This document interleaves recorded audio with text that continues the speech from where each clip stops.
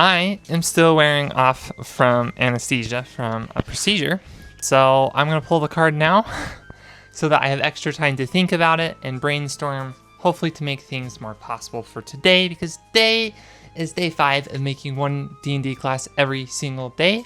And I'm your host, Goop from We Are the Storytellers. I'm also known as Luna. I have other channels, but let's pick this card.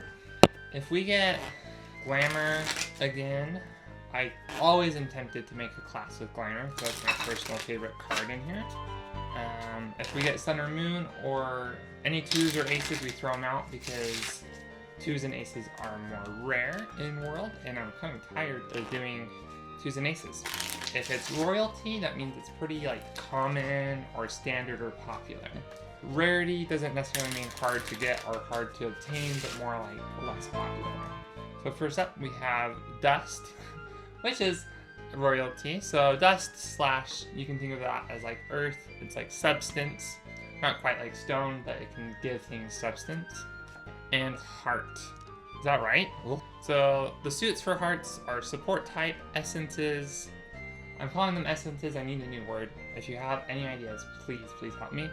And then this one is crafting. So okay, I can do dust and heart. I can think of something. I'm immediately thinking of heart.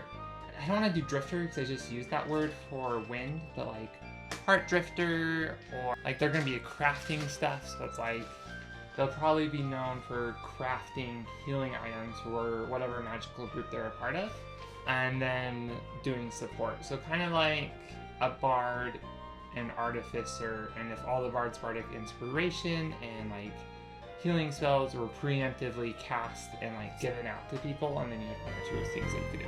I don't know. I'm gonna workshop it. I'm actually gonna rest for an hour because rest is important, and I need to get this brain back online. But I like drawing it, so I can have some time to think about it. After that rest, I got to brainstorming like usual, and I had such a hard time today. I think it was the anesthesia. I mean, I'm not legally allowed to drive for another 12 hours, and I just couldn't do this. So this was a really good day for me of just pushing through and being creative, even when you don't have that creative satisfaction in your brain and it feels like your brain is just mush. And so the name I came up with was Dust Beater. I thought it was pretty clever because dust, obviously, and then your heart beats. And so I thought it was cool. And I came up with this really weird feature where you have heart dust and you cough up this magical heart dust. And instead of sneak attack dice or anything like that, it is ounces, which is just so insane to me to do it based off of ounces instead of the mechanical thing. But I hate D&D spellcasting as normal. As rules written, I hate D&D spellcasting, and that's why I'm making these all in my own world.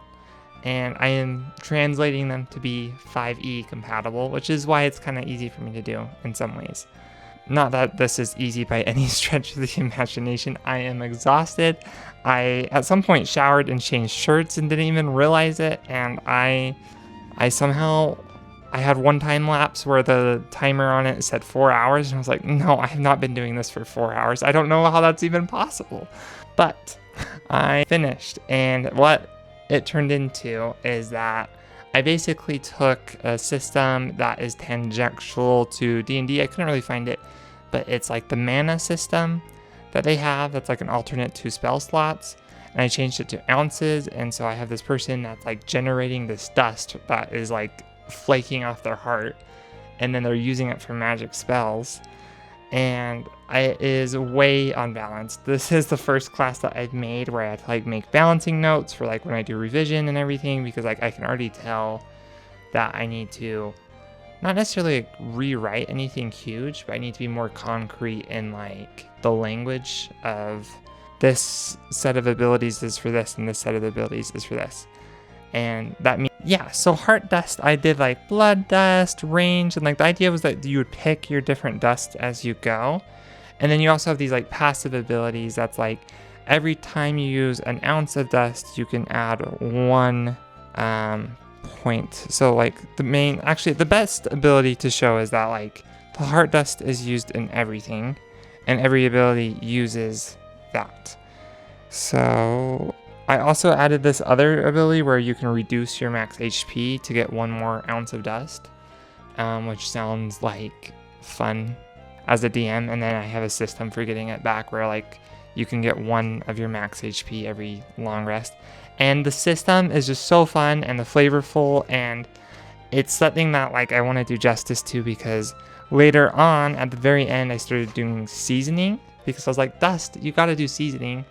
And I realized that this is how the class needs to be written, is that like you have all these heart dust abilities that are like actions you can take with the dust, and then as you level up you can pick seasonings, and the seasonings are like thresholds. So it's like if you ever use a cup of dust, which is literally 8 ounces, then you get like this special bonus effect every time you do that.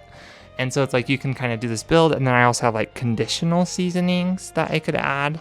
And right now they're just kind of like scattered. I have some abilities in the seasonings that are like actions, and I have some abilities that are in the heart dust section that are like seasonings. And so it's fun because one of the best seasonings is these conditional ones where it's like Dust of Vengeance. If someone you healed last turn was injured after you healed them within like 6 to 12 seconds, then if you attack the person that hurt that person, you get like you get an extra 2d8 per 5 ounces used.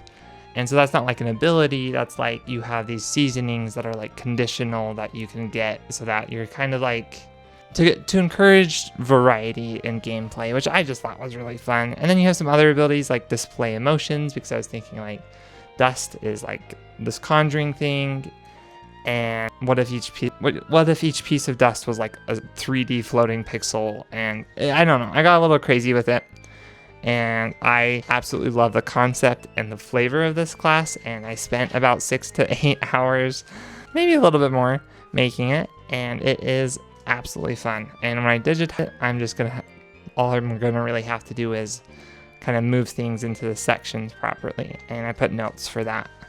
Doing something like this when you're exhausted and pushing through is good for you every once in a while. If this is what you're doing every day, then you need to kind of find where your new rhythm is at. Because I know I'm going to wake up tomorrow feeling satisfied that I did this, and tomorrow when I feel more well rested than I am today, it's gonna feel so much lighter and easier to me.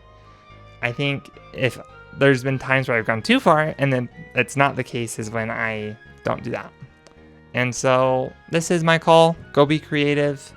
Even if you haven't been creative in years, even if your brain is recovering from something, just take 5 minutes to, I don't know, write down some sort of magical term and just draw out what it does, or give an ability, and just, I think magic blesses all of us.